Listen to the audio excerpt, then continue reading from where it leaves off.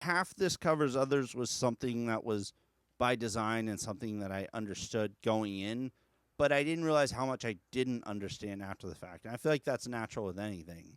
It's it's kind of exposure therapy in a way. All these artists cover these huge big name artists, and they're obviously not covering the artist to the artist. I mean, they're on a whole different level if they are. Sure. But we don't really, as local artists, get a chance to cover our friends.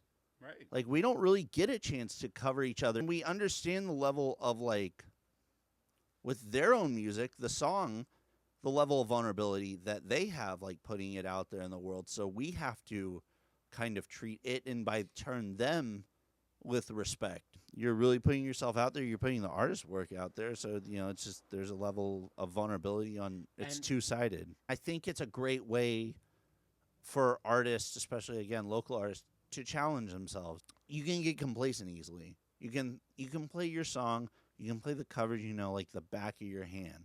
So it's twofold. You're playing the song to the artist, their own music, their own work. You're playing it to them, and also you're challenging yourself. That's what I was right. getting at. Is you're kind of creating that exposure therapy of like, hey, when have we ever had a chance before or after this to think? I mean, I'm sure it's been done, like on some level or another, but to cover our friends, like people are just sitting right there, Right. right next to us. Not just the artist that covers the other artist. It's not like kicking a goal and objectively you made a win. Music is so much more subjective. Like, did I do something good? Didn't I? You said don't get into your story. I kind of want you to. Again, we kind of talked before, but like, you have a very long story about how you went from soccer to where we're at right now, inside this booth in the tiny stage. I bet a lot of viewers at home are kind of wondering, like, how did you get from soccer Oh to man. the tiny? And again, There kind of just are the no. the That's funny you bookmark say that. version. Why I say this is very similar to soccer things. My background is in soccer. I played my whole life. So this was the time of Facebook. At this time, no, it was like a 2010, 2011. So I put out on Facebook, hey, I rented out this really nice facility that's in Denton. I think now they're called Crossbar in Denton. Really nice facility, turf, you know. And I said, hey, free training session, but it's going to be a real training session, like a real one. Back then, when I was playing with this team, like a training session was just we all get together and we just play. I want my team to play a certain kind of way because that's how I was taught in college and especially in Europe when I was over there. I know how soccer is that you know one good player, they know two other good players, and they know two other good players, right? We kind of, what I did with the artists, we kind of had the same mentality of you get these players who will get these players who will get these players. That's kind of what the mentality, Exactly. the design was for covers Th- others. This is why I love this kind of story because Yeah. like, it's so it's They so parallel. they you know? align, yeah. Like they start doing this after a Yeah, while. You know yeah, what I mean? the DNA Yeah. helix, yeah. So the idea of this covers others podcast is it's kind of like an artist on artist thing. The artist will be interviewing the other artist, and vice versa. It's not a one way street. At the end of the interview, we will do a performance of the artist playing the song to the artist. The first renditions of the stage. So then so we've had our karaoke nights and like I said like the stage was if you can picture it at home, if you've been to the tiny stage, picture that tiny house not there at all. So you're seeing all the traffic go by. That the actual stage is not there at all. It was just a little platform of turf and then like a projector screen frame with twinkly lights around it. That's the stage. So we had karaoke, and it was a hit, though. You've never done live music like that before. No, it was Christian from the Creators Factory. If not for Christian, the Tiny Stage probably wouldn't have happened. I reached out to him. I said, hey, I heard you're a producer. We need some acts. We might be able to pay him. We don't know. But, there's at least it's some exposure. First Tiny Stage session, which I think was like we had an actual Tiny Stage. Yeah, it was like October. So, yeah, it was. So the reason I ask is you and me started getting the ball rolling on covers others. I thought you had been around, like the tiny stage lists have been built, established for a long time, but that was just in May. So Right. it's like it really only been like 7-8 months, like not even a year. Yeah. So So that's trippy to think about. I thought I was kind of like No, late. You guys have been around for like a really long time. As soon as it was built, we were freaking off and running. Oh, wow. And then I guess my question for you then. What's up? So since we kind of like came to where we kind of are at now, sort of like our relationship, I guess, or whatever. Mm-hmm. This DFW covers others thing is one of these things. I'll just say for myself, is one of these ideas that is like, did I think about that? Like, it seems such a not simple in the sense that is like simple in No, in I don't take that derogatory as sense. like a drag or nothing. At first, I was afraid that I'd get some people who would be like, "How dare you? This is my idea," and get like, "I'm gonna get my lawyer and sue." And people are actually very grateful because they're like, "I had this idea, but it just never quite got to like fruition." Yeah. And so I want to thank you for making it a reality. Grateful enough for someone to say thank you, but he was just saying like how much like this just builds up the community and this is so necessary and important. I'm like, dude, Awesome.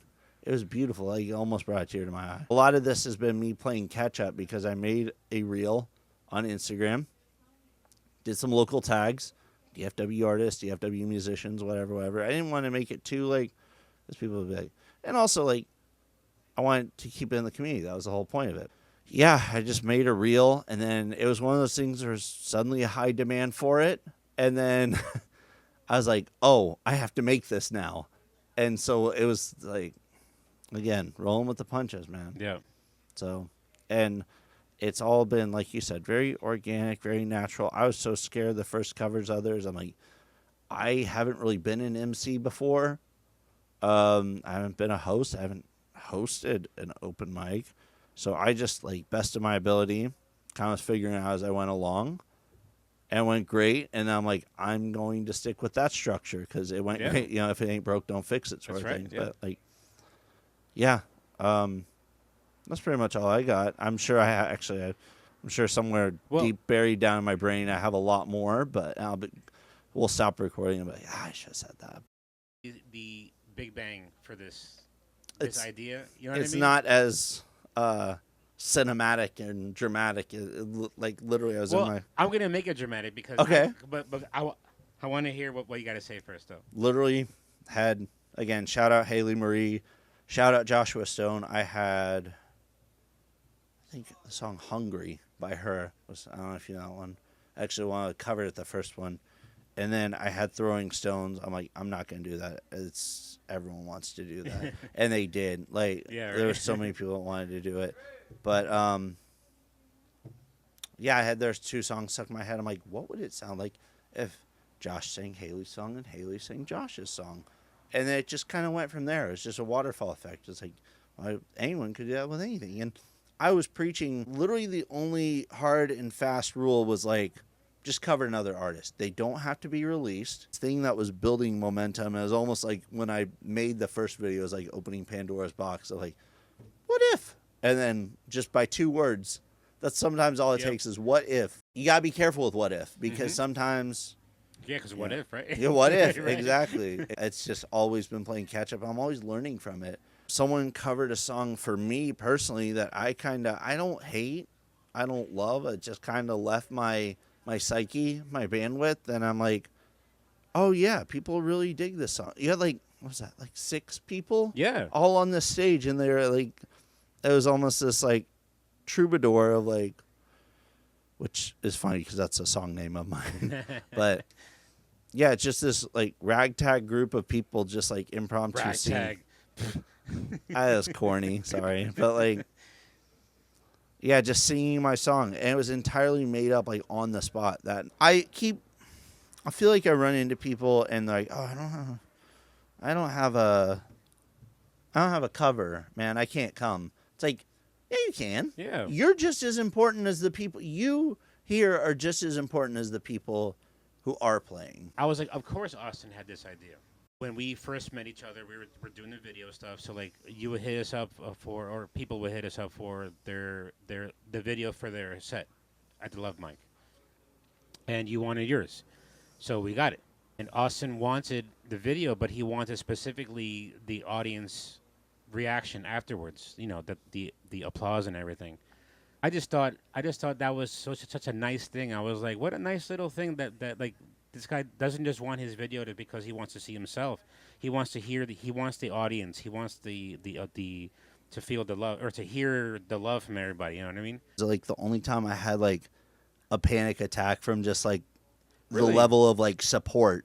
Wow. Just like that. It was so powerful. I was like, I had to like step outside. I was like trembling. I played millions of open mics all the time. My songs a million times. I know them like the back of my hand. But like something about that, just the overwhelming support. I felt. And I mean this as a compliment. I felt overwhelmed, and I wanted people Oh, to see wow, that that's amazing. was the community that y'all were fostering, and I wanted to help foster that community even more.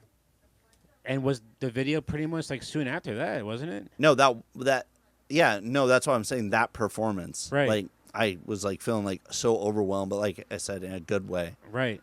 Um, So that's why I was like, of course Austin would come up with this idea. yeah, and I just wanted to perpetuate a way of people feeling like loved and seen. That's this is the prelude, preface, whatever you call it, to a series of videos that I was hoping to create, and that is basically in my spot would be, or vice versa, in my spot would be the artist that covered another artist, and then Carlos's spot would be the artist being covered, and they could kind of have the same dynamic format of like what brought you to cover this song, and then what brought you to write this song, and there can be a back and forth, and just really understand both the creative process and how to create this. I hate this is so corny, like synergy between. It's not corny at all. I freaking artists. love that to hear like especially the creative process, Mm-hmm. and then after we'll have some time for performances too. And if you're interested in being the interview/interviewer, because when you do this, remember you're kind of in both roles, so be prepared to answer questions and ask them. Hit up, I guess, Austin or me at the Tiny Stage, and we'll hook you up. Yeah. Right. Sounds good. All right. Cool.